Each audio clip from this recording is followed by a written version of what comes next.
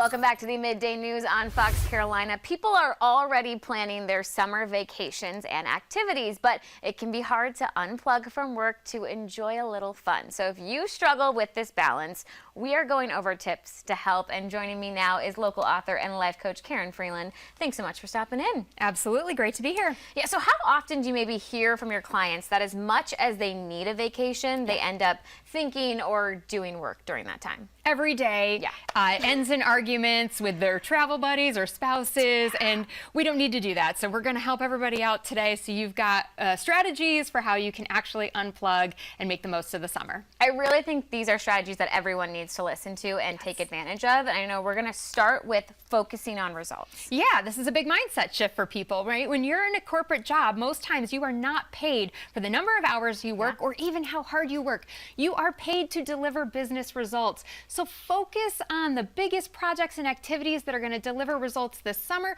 so that you can free up time to unplug guilt-free. Okay, I love that idea. And I also love this next idea where sometimes we think of vacations and we think, oh, it's got to be 14 days off. But no. You suggest actually maybe taking shorter and then more frequent vacations. Exactly, because a lot of the corporate executive women that I work with get stressed out when they think about being gone for 7 to 10 days because of the amount of work and emails that will build up. So if you take 4-day long weekend getaways, 2 of those days are weekends, so people aren't checking in anyway, you're going to feel refreshed more often, reduce the chances of burnout, and you're not going to be as tempted to check in because you know you're going to be back in the office in just a couple of days. I feel like this is a really smart way to just like extend and stretch your PTO. Totally. And you're so right about the emails. We get so many emails in our newsroom that if I take 1 day off, I mean, that's probably 400 emails that I'm going to come back to. So when you do those 7, 14-day vacations, that's a mess to come back to. So I love the idea of 2 to 4.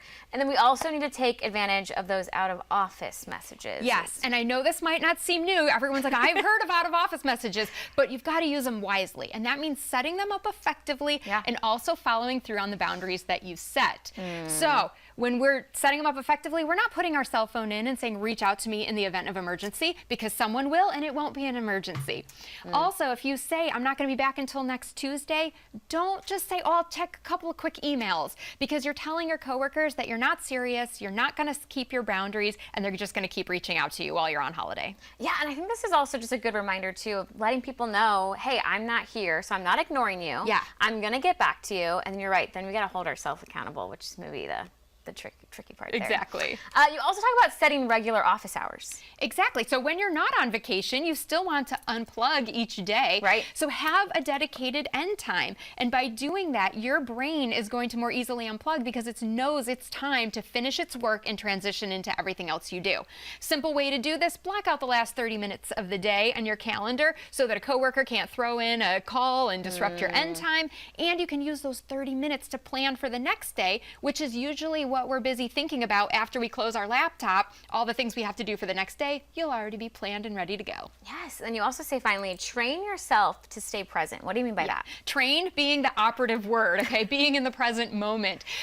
So many times, right, we just get distracted. We start thinking about work when we don't want to be thinking about work. So a great way to do that is have a device-free zone in your house. No phones in the bedroom, no phones at the dining room table. When you catch yourself, if you're in an activity that you really want to be focused on, for me, playing lacrosse with my boys, then you can just catch yourself thinking about work, divert yourself back to the task at hand.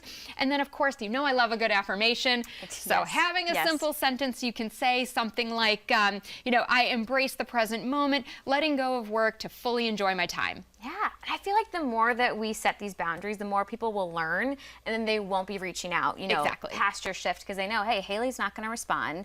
Let me maybe send an email, and I know I'll get my answer next morning. So that's good to practice these boundaries, because it teaches others, too, to set them for themselves and to respect your own, which is great. Yep. So many very helpful tips that I really think that we all needed today. So thank you so much for joining us today. And of course, for more life coach tips, be sure to give Karen a follow on Instagram at Karen Freeland, and you can listen to her podcast, Rock Your Reinvention. You can also find past monthly mindset segments on our website at foxcarolina.com.